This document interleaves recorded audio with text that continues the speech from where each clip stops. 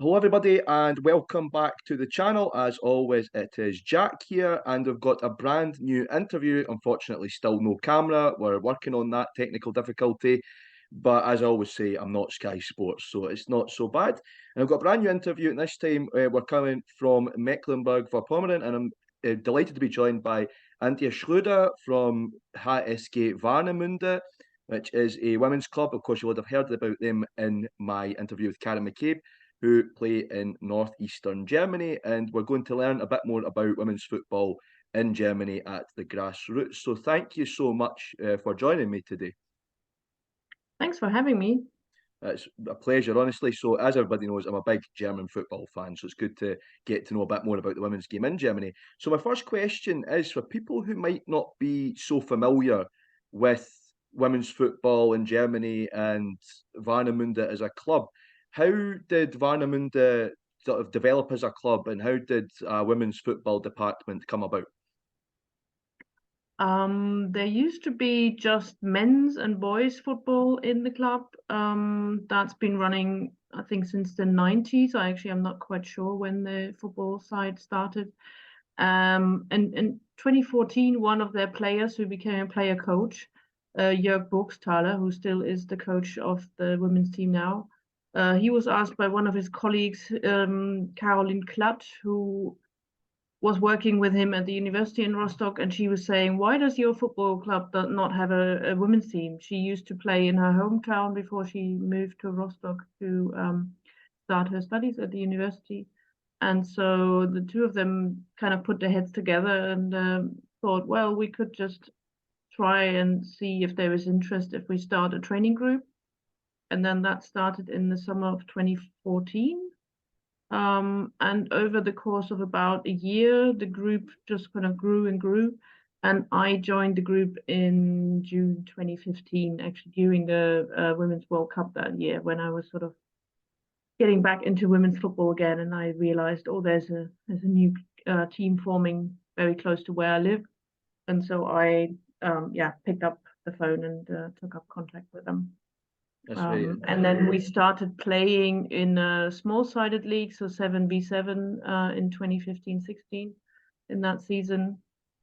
Played one season for that, but for many of us who had played before, it was a new format, really playing only half a pitch and 7v7.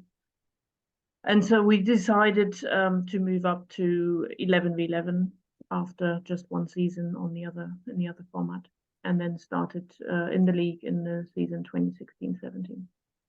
That's very interesting to hear. And obviously, in Mecklenburg-Vorpommern, we've got to talk about obviously Hansa Rostock. They're a massive club in the region, and they've just sort of come along now.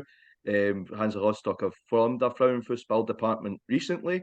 So, in your opinion, will that be harmful to football, women's football in Mecklenburg-Vorpommern, or do you think it will benefit women's football in Mecklenburg-Vorpommern in the long term, having a Hansa Rostock Frauen team? It's actually quite a tricky topic because I'm one of the people responsible for one of the clubs that Hansa had to, contact and see if they can get some players to form a new women's team from scratch. And so a number of the stronger women's teams in the region have actually lost players to form this new team. So it's for us individually not very easy to start this new season and seeing some players that used to be on our teams now on a different team. On the other hand, you really have to say, and you just said it, Hansa Rostock is massive in this area, north of Berlin, east of Hamburg. It's back in the second Bundesliga now, so second tier from the top on the men's side. And it's been talked about in this region for a long time. Imagine if Hansa Rostock would start a women's team, and it didn't really look like it was ever going to happen. So it's come quite quickly. Sort of the first rumors came up last September, and then in January they announced that they were really doing it to join the league from just right now, starting the league now. And obviously it will create more interest. You already have more media coverage about the team. And so in the long run for the area, it's definitely a good move. But obviously when you start a team from scratch, you always have to start somewhere. You can't just make your own players and You just have to bring them in from other clubs. And if a club like that says, "Oh, we do trials, and any female players who want to play just come and join our trials," obviously they have a long queue around the corner initially of people who say, "Oh, I just want to have a look." And that's what happened this spring here in Rostock. Of course, and of course, the thing is, any sort of young footballer from Mecklenburg-Vorpommern, they'll most likely be a Hansa fan, so it'll be a dream to play for the club as well, I'd imagine. So another question I have for you regarding that with Hansa is, we've seen women's football, obviously, in the former GDR. Women's football went through quite a lot. Obviously, used to have Turbine Potsdam in the Frauen-Bundesliga. Unfortunately, they were relegated. You had Karlsruhe Jena in the Frauen-Bundesliga as well. Do you think it's important that we see more representation from clubs in the East, so like Turbine and Karlsruhe Jena? And is it good to see bigger clubs like Hansa, maybe somewhere down the line, like a club like Dynamo Dresden, also, or Magdeburg, also sort of begin investing in women's football? Yeah, it's definitely good to have the whole of the country represented. There was a map recently of where the current German national team on the women's side are originating from, and there's just like massive hole on the northeast side, where there is just not as much structure in this area, or not as many teams as in other parts of the country where it's a lot further developed. So certainly we would like to see more representation. On the other hand, if you look at the third tier at the moment, the Regionalliga, which is Regionalliga Nordost, so Northeast, which mainly covers the former East Germany areas plus Berlin. And the clubs that really are most likely to get out of that league in the next year or two are Victoria Berlin and Union Berlin. So Union really is one of the clubs that they've obviously benefited from a great run on the men's side, and they are doing great things on the women's side as well. They've just made their women's players professional. So for the first time ever, they earn money for playing football in a third tier. So that's quite interesting. And those two clubs, Victoria Berlin has got a really interesting investor model, which is quite unusual for Germany. That they have found a lot of popular, no, not popular, but relatively well-known women from different areas, from sport, from entertainment, from politics, and all sorts of areas, to invest in the women's team, and they're going a different way, which is quite unusual for Germany. And so these two teams will battle it out. Unfortunately, it's not even the winner of that league that will go up, but they have to play a relegation game against the winner of another Regionalliga, the Hamburg area, and then only one team can go up from those two leagues every year. So it may take a couple of years until they both arrive in the one level up. Yeah, absolutely. We've also seen in the region Hertha Berlin. I'm a Hertha fan myself. Most people say, unfortunately. Yeah, maybe. Yeah, so we've seen Not the Hertha as most well. popular club here. Yeah, yeah, exactly. I've discovered that. So obviously Hertha as well have come in with they terminated their partnership with Turbine Potsdam and decided to create their own women's team out of Hertha Zehlendorf. So it's interesting to see more clubs branching into it. But another question I had before we go back to Warnemünde is regarding Turbine Potsdam. I think when Turbine went down, a lot of people were worried about what it would mean for women's football in Eastern Germany to not be represented at all. It was the first time, obviously, in a long time that there was not a club from Eastern Germany in the Frauen-Bundesliga in the top tier. Obviously, Turbine were always there. You had Universität Jena before they became the Karlsruhe Jena. So, do you think that did damage women's football in the East slightly when Turbine got relegated? And when you consider that a year before they were in the Pokal final against Wolfsburg and also were one game off or a couple of points off Champions League qualification as well. Yeah, very true. That has been it has been on the cards actually for a few years beforehand, because it was getting noticeable that Turbine didn't really develop and evolve from the model that they had, which was still based very much on the sports system in East Germany. Initially, they were one of the very first clubs in Germany who started a cooperation with a sport-based school, and had girls who were basically joining Potsdam at the age of 14, 15, 16, then got their school education and got the training at the same time. So there was a time in the late 90s and throughout the 2000s when they really developed a lot of players through that system, who then sort of came into their first team and helped them win a lot of titles and just be one of the strong contenders in the German league. But it was noticeable that this didn't really grow in the way the game grew, and a lot of players left whenever they reached sort of the age of 25, 26, when they sort of started looking a bit more around what role does my coach play and how does he treat players and how was the whole area around the club being run. And it was a very family orientated small club where a lot of the work was done by volunteers and by a very small number of people. And they just kind of lost ground to the bigger clubs that often are affiliated with the men's teams in the men's Bundesliga. So it was obvious that something was happening, and then almost the whole team left the season before that. Their coach left, or was made redundant, was let go. And so last season they started with a completely no-name team. They just kind of randomly felt like it bought or got players from different international areas who may be national team players in their countries, but they were from smaller countries. And so they actually never really had a chance to stay in the league. It's now going to be interesting what's happening because they have refocused a bit. They are trying to change their structures, but they also have a lot of financial issues in the background. The main sponsor, I think, is left relatively close to the beginning of the season. So we really have to see. They lost the first game, I think, 1-0 last weekend against Jena. No, against in Meppen, actually, I think. Jena, I think, was before that. Sorry, I'm not quite, haven't got Yeah, the result. I think it might have been. I think the interesting thing regarding Turbina as well is, like you mentioned, it was very much on the old Betriebssportgemeinschaft model from the DDR, which left a big gap.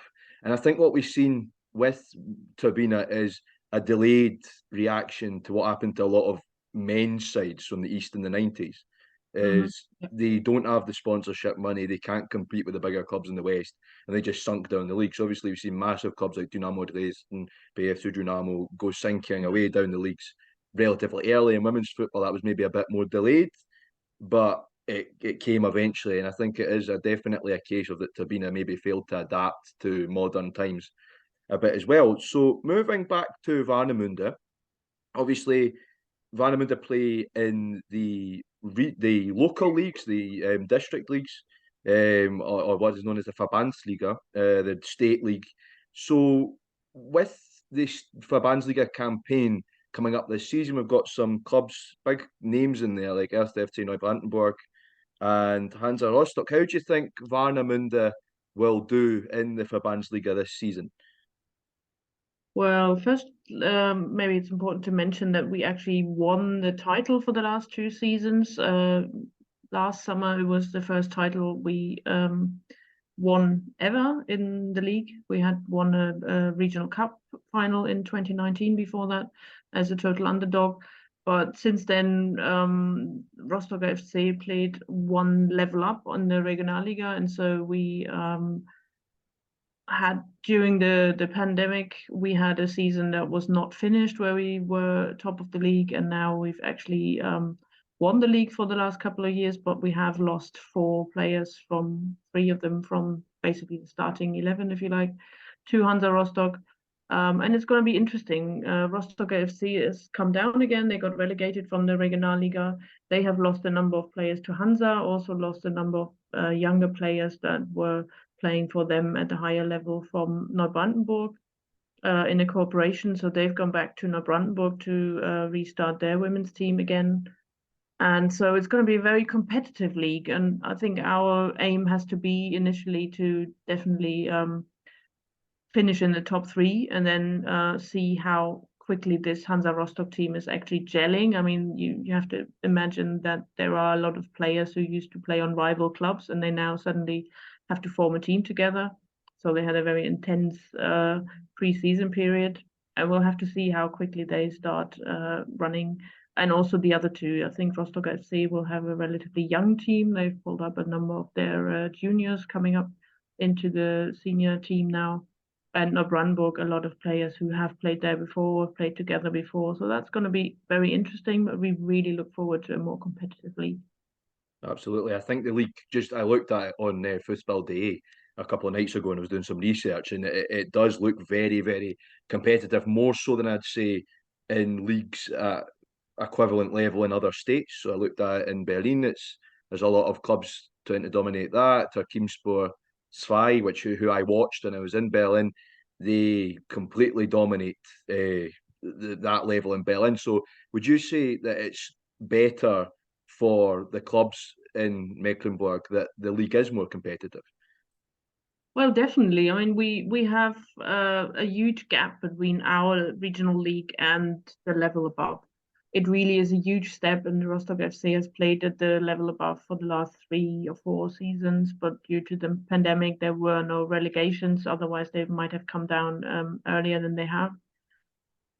And it's a huge challenge. One thing is really, if you look at the map, we are at the furthest northern part of the area where the league is. So all our away games have much longer journeys than especially the Berlin teams, who often, just travel within their big city. Of course, the big city, but the distance is not as far as we have.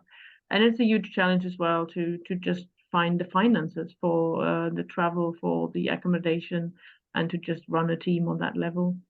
Absolutely.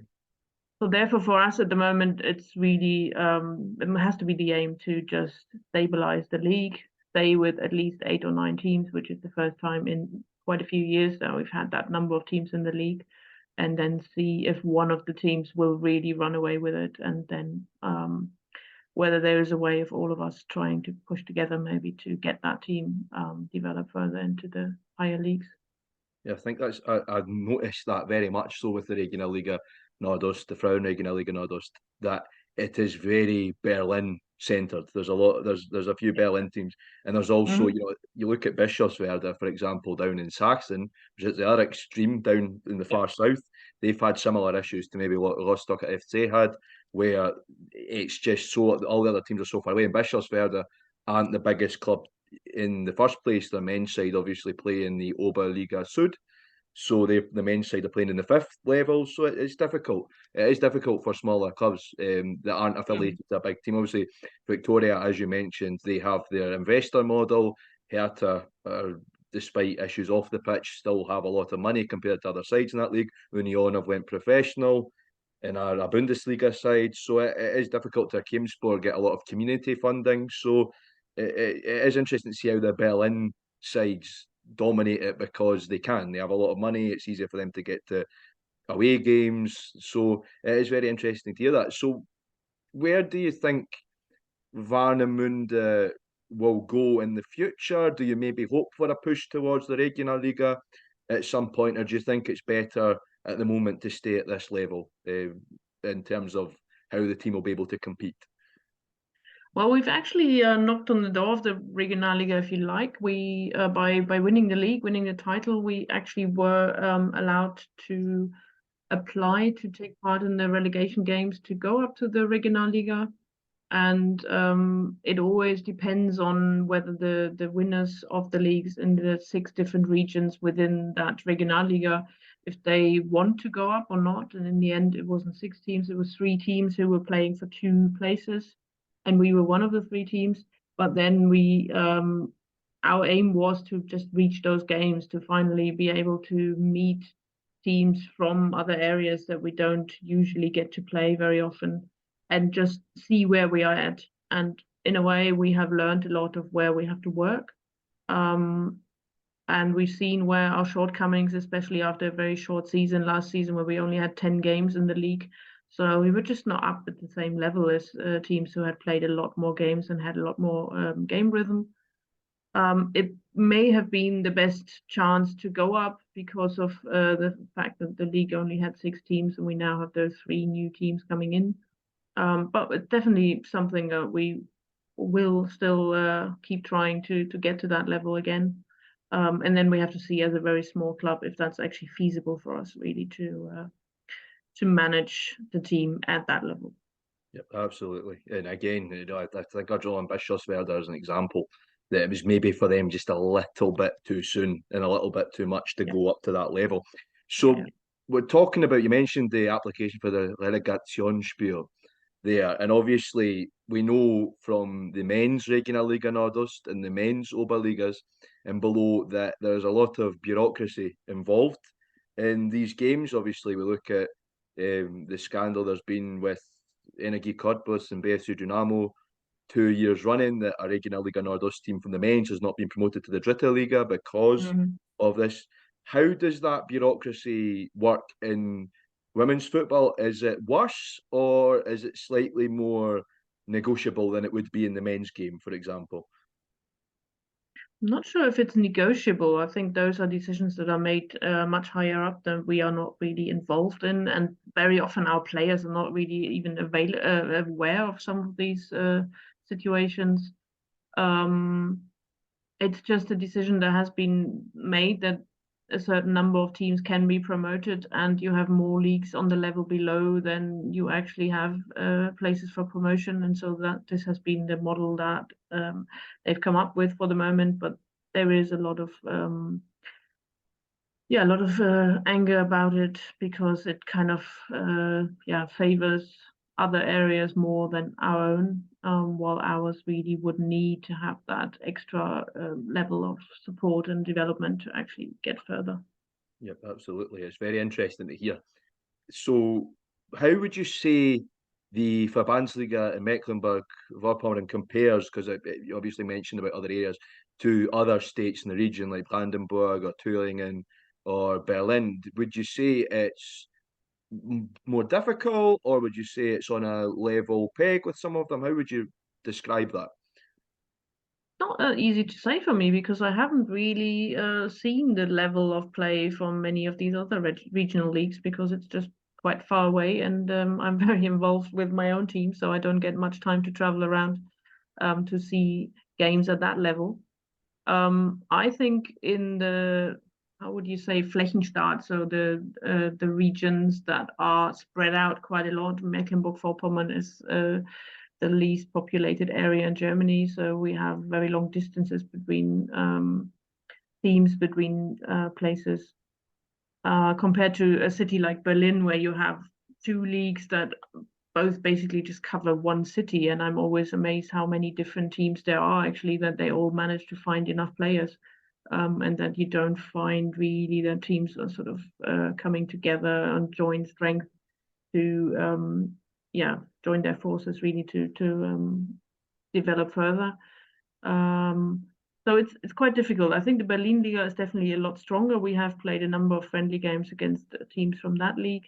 We have played one or two of the top teams from Brandenburg in the past, who are sort of at our level, slightly above us, but are great challenges for us when we get to play friendlies against them. I believe Thüringen in particular is also relatively, doesn't have that many teams, at least in that league. And they have Jena, now Carl Zeiss Jena, is sort of the standout club in their region, which also brings in a lot of young players from the other clubs around, who are, the big talents in their region will go to Jena quite early on if they really are serious about becoming footballers, and then do their school education there. So it's also quite a tricky situation. Yeah, I definitely agree with that. It's actually funny talking about Thüringen, because I was speaking to my friend who is a diehard Rot-Weiss Erfurt fan, and even he had to admit that Carl Zeiss Jena were, and this is hard for him as an Erfurt fan to admit that Carl Zeiss Jena were the big powerhouses down there. The only other sort of major force in women's football that I've seen in Thüringen is Wismut Gera, and of course they were a bigger club in the DDR themselves. So obviously move on out of the league now and across to the Landespokal, the regional cup.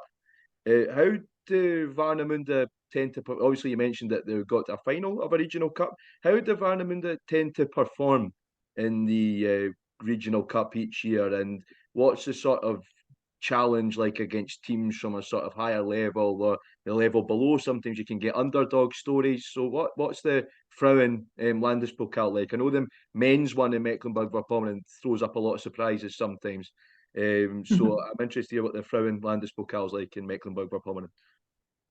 Oh, it's actually quite a small competition, unfortunately. So I think in the men's team, I'm not in the men's side, I'm not sure how many teams are in there, 50, 60 or something like that, in the first round. And on the women's side, this year we've just had the, what do you call it, the draw for it. And there are 12 teams in it. So that's the largest number we have had for a long time. So it works the way that everyone who plays in our league, in the Verbandsliga, goes into that competition automatically. So the last few seasons, that was only 5 or 6 teams. This time it's 9. And then teams who usually just play 7v7. There are 3 different leagues in that model across Mecklenburg-Vorpommern, and they have a chance to enter that competition if they are willing to play that game 11v11, and they can also join together with another club as a Spielgemeinschaft, so just for that one game basically, and then enter the competition. And we have 3 teams this year who have actually gone that way, which is a very welcome change, because we're trying very, very hard to encourage other clubs to come up from the 7v7 to the 11v11 model, Großfeld, larger pitches, as we call it in German. And it's quite difficult because, especially in more rural areas, they just keep saying it's difficult for them to really commit to the larger league because they never quite know what their squad sizes are, and if they can really have at least 16 to 18 players, which you need for 11v11. That's the minimum that you need. And so for many of them, it's the safer option to play 7v7 in a slightly more smaller regional area, so less traveling as well. So the cup's going to be interesting, but again, with 12 teams, what does that mean?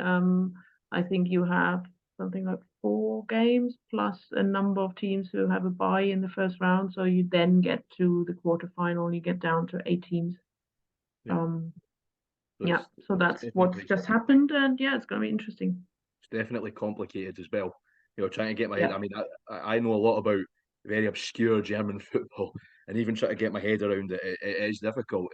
I kept an eye on the Berlin Frauen Landespokal, and it just seems to be dominated by. I think Victoria have won it the last couple of years in a row.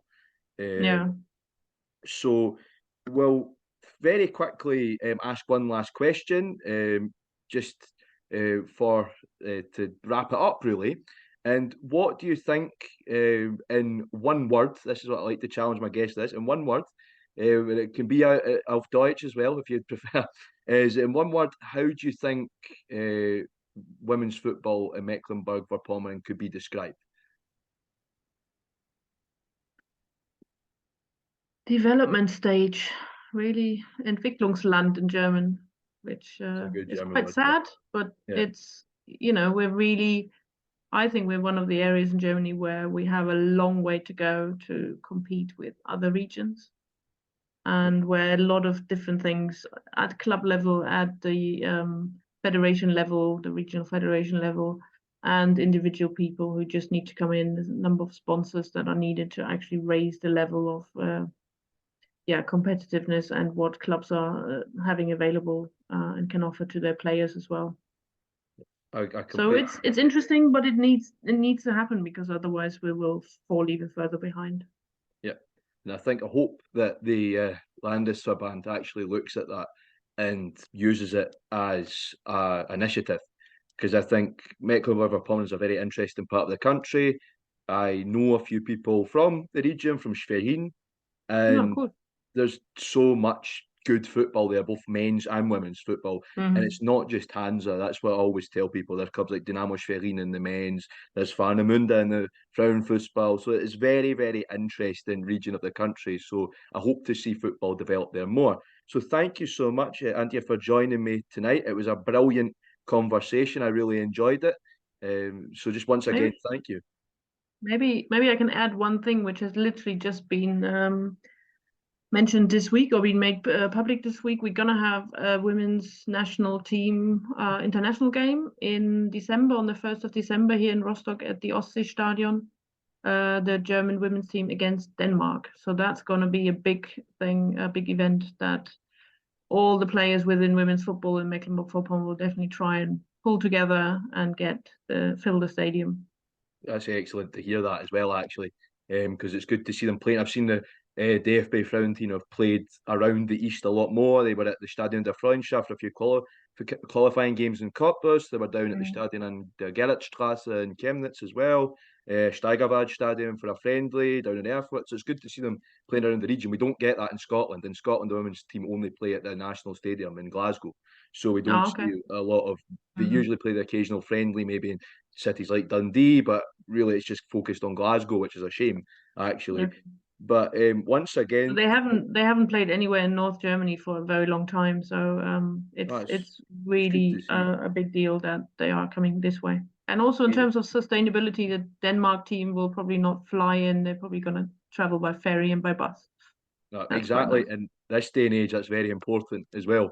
Unfortunately, Northern Ireland didn't do that when they came to play Scotland and Dundee. Didn't take the ferry and the bus, which they could have.